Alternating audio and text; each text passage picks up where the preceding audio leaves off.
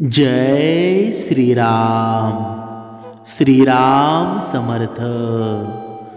आज या भागामध्ये आपण पाहणार आहोत श्रीराम जन्मभूमी या मंदिराची पूर्ण कहाणी. सर्व जगामध्ये आनंदाचं वातावरण चालू आहे, कारण राम जन्मभूमी परत अयोध्येमध्ये परतणार आहेत. आणि अयोध्येमध्ये नव्हे तर या जगामध्ये पुन्हा राम राज्य येणार असं वाटू लागलं आहे. आणि राम बघा, श्रीराम 22 जानेवारी 2024 रोजी पुन्हा राम राज्य येणार. आणि या आकांक्षेने सर्व हिंदू नव्हे तर पूर्ण समाजातला मानव एकोप्याने पुन्हा नांदू लागेल. आणि दिवाळी दसरा पुन्हा एकदा चालू होईल असं वाटू लागलं आहे. 22 जानेवारी हा दिवस प्रत्येक हिंदूंच्या हृदयामधला एक असा भाग होणार आहे ना, की प्रत्येक हिंदू गर्वाने म्हणेल की आता राम राज्य चालू झालं, हा हिंदूंचा विजय आहे. असं म्हणतात की अयोध्या ही नगरी होती ना, ती सोन्यासारखी होती, सोन्यानं भरून गेलेली होती, सोन्यानं मढलेली होती. पण या सोन्यासारख्या नगरीवर बाबराची पापी नजर पडली. आणि अयोध्येतील राम जन्मभूमीवर, राम मंदिरावर ती नजर पडली. बाबराने पूर्ण तयारीनिशी पुन्हा राणा संघावर आक्रमण केलं. या युद्धामध्ये बाबर विजयी झाला. बाबराने आपली वक्रदृष्टी परत अयोध्येकडे वळवली आणि त्याने आपला सेनापती मीर बाकीवर राम जन्मभूमीवर राम मंदिर उद्ध्वस्त करून तिथे मशीद बांधण्याची जबाबदारी त्याच्यावर सोपवली. राम मंदिराला हात लावणं एवढं सोपं नव्हतं. अयोध्येच्या रक्षणासाठी अक्षरशः हजारो हिंदूंनी आपले रक्त सांडले. कितीतरी महिने हा संघर्ष चालू होता. मुसलमानांची ही सेना जवळजवळ 2.25 लाख तोफखान्याने सज्ज होती.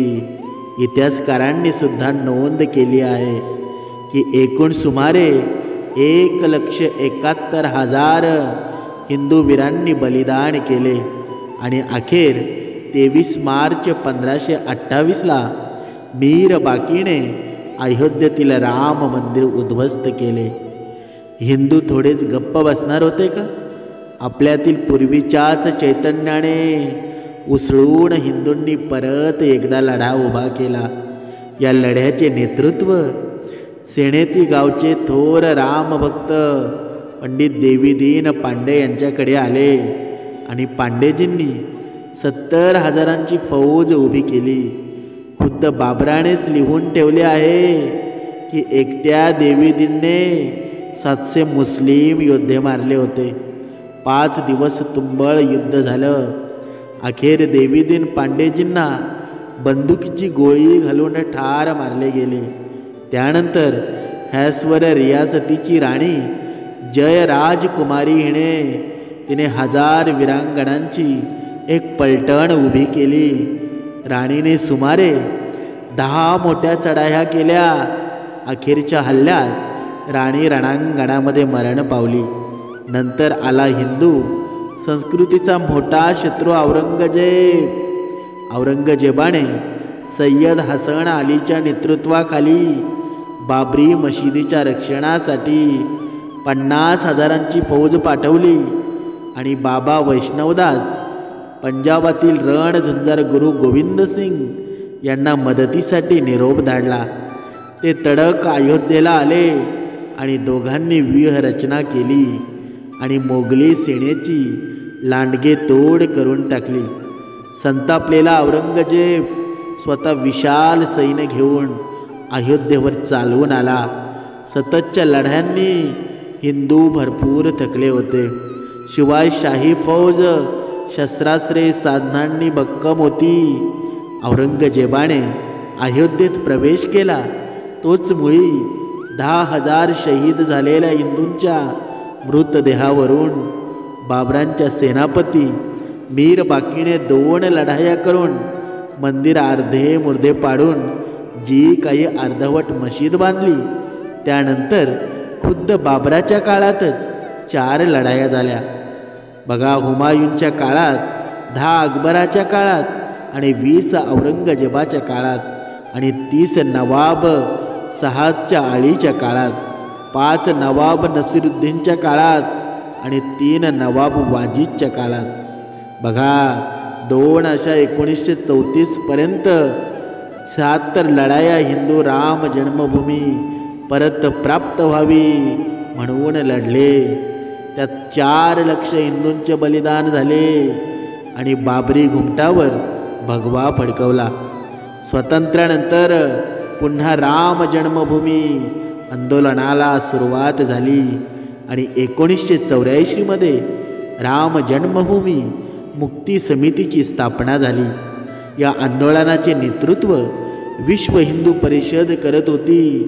हिंदू समाजात राम जन्मभूमीची माहिती पोचवण्यासाठी गंगा माता भारत माता यात्रा, श्रीराम ज्योत यात्रा, श्रीराम शिलापूजन असे अनेक कार्यक्रम देशभरामध्ये घेण्यात आले. त्यानंतर प्रत्यक्ष राम जन्मभूमीवर जाऊन कार सेवा करायचे ठरले. कार सेवक अयोध्येपर्यंत पोचू नयेत म्हणून त्यावेळचे मुख्यमंत्री मुलायम सिंग यादव यांनी सर्व वाहतुकीचे मार्ग बंद केले होते. 20,000 सशस्त्र जवान तैनात होते.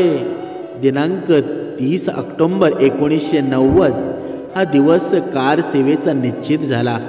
9:44 हा कार सेवेचा मुहूर्त ठरला. सकाळचे 9:10 झाले आणि मणिराव छावणीचा दरवाजा उघडला. अशोकजी सिंगल बाहेर पडले.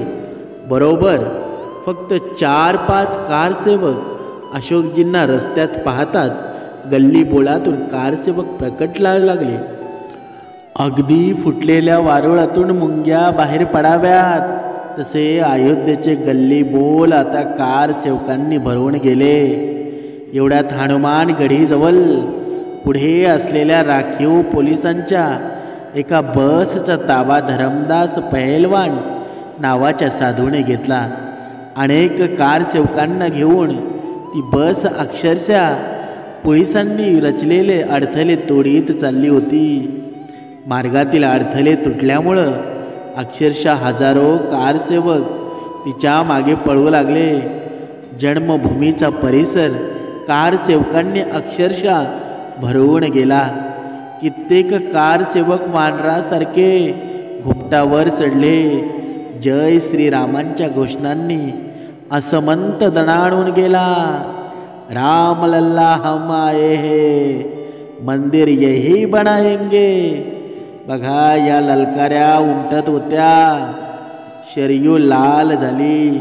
2 दिवस विश्रांती घेतली आणि 2 नोव्हेंबरला सकाळी 9 वाजता कार सेवा करायची असं ठरलं. कार सेवा म्हणजे फक्त राम लल्लांचे दर्शन घ्यायचे. सुमारे 50,000 कारसेवक भजनं गात निघाले. दिगंबर आखाड्यापाशी पोलिसांनी ही फौज अडवली. अश्रुधुराची नळकांडी फोडली गेली. कारसेवकांची पांगापांग झाली. एवढ्यात एका पोलीस अधिकाऱ्याचा आवाज लोकांनी ऐकला. एकही गोळी वाया घालवू नका, नेम धरून उडवा. आणि नेम धरून गोळ्या घातल्या जाऊ लागल्या.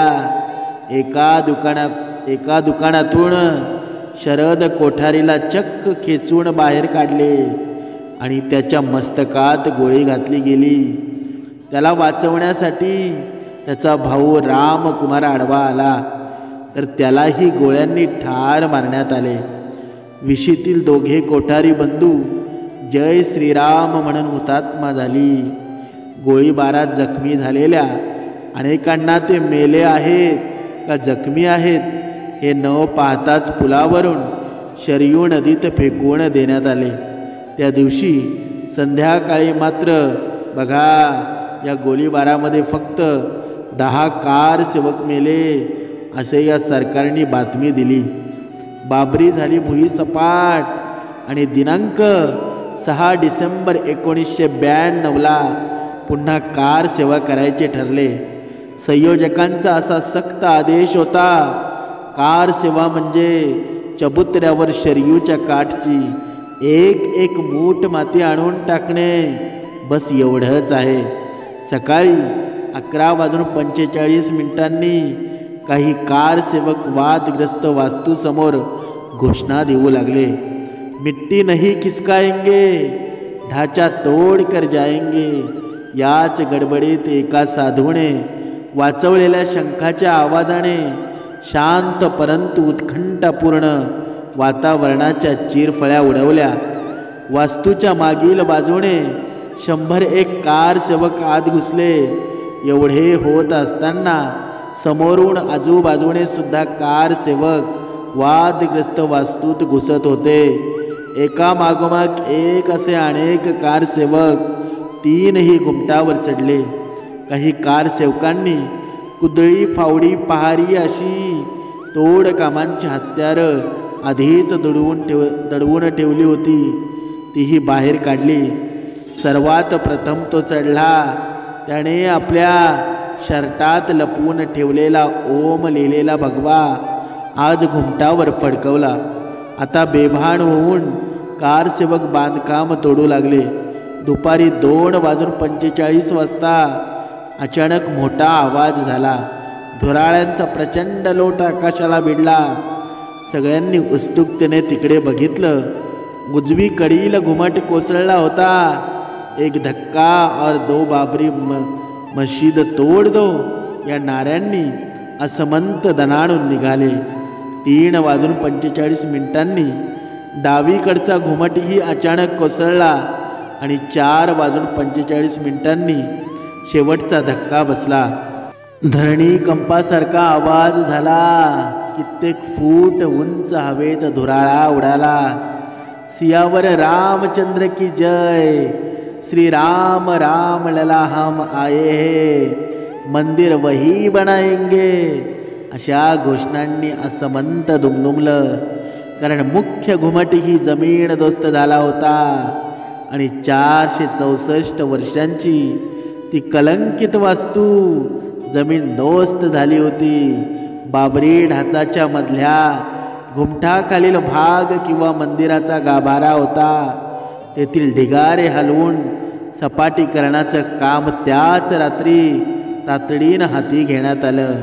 एक छोटा चबुतरा तयार करून रात्री तेथे मूर्तीची पुन्हा प्रतिष्ठापना करण्यात आली आणि 464 वर्षापासून अस्तित्वात असलेला कलंक नष्ट होऊन त्या जागी प्रभू श्री रामचंद्रांचे एक साधे छोटेसे पवित्र मंदिर उभे राहिले.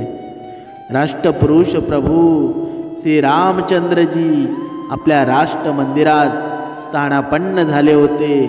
न्यायालयीन लढा राम जन्मभूमी संदर्भात 1950 पासून न्यायालयीन लढा चालू झाला होता आणि 2003 मध्ये न्यायालयाने राम जन्मभूमीवर उत्खनन करण्यास सांगितलं. त्यात मंदिराचे अनेक अवशेष सापडले.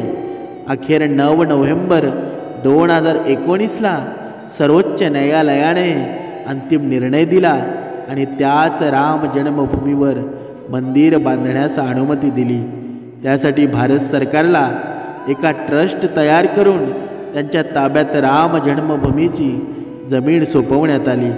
राम मंदिरासाठी निधी संकलन, राम जन्मभूमीवर भव्य मंदिराची उभारणी करण्यासाठी संपूर्ण देशभर 2021 मध्ये मकर संक्रांतीपासून पुढे 44 दिवस निधी समर्पित अभियान घेण्यात आले आणि या अभियानामध्ये हिंदू समाजातील सर्व स्तरातील लोकांनी सहभाग घेतला आणि या अभियानात 2100 कोटी रुपयांचा निधी जमा झाला आणि राम मंदिरात भगवान रामलल्लांची प्राणप्रतिष्ठा दिनांक 22 जानेवारी 2024 राम जन्मभूमीवर उभारण्यात आलेल्या भव्य मंदिर रामलल्लांच्या मूर्तीची प्राणप्रतिष्ठा होणार आहे आणि त्यासाठी अयोध्येतून गावोगावी त्या कार्यक्रमाच्या निमंत्रणाच्या अक्षता पाठवण्यात आल्या आहेत आणि त्या अक्षता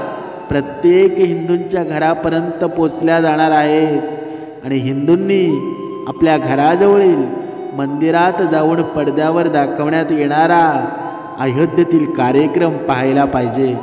कारण 500 वर्षाचा कलंक पुसून माझा राम जन्मभूमीमध्ये आणि राम जन्मभूमीवरील मंदिरामध्ये पुन्हा विराजमान होत आहेत याचा अनुभव प्रत्येक हिंदूला एक शक्ती आणि ऊर्जा निर्माण करेल आणि पुन्हा एकदा माझ्या या ब्रह्मांडामध्ये या जगामध्ये राम पुन्हा राज्य येईल. जय श्रीराम.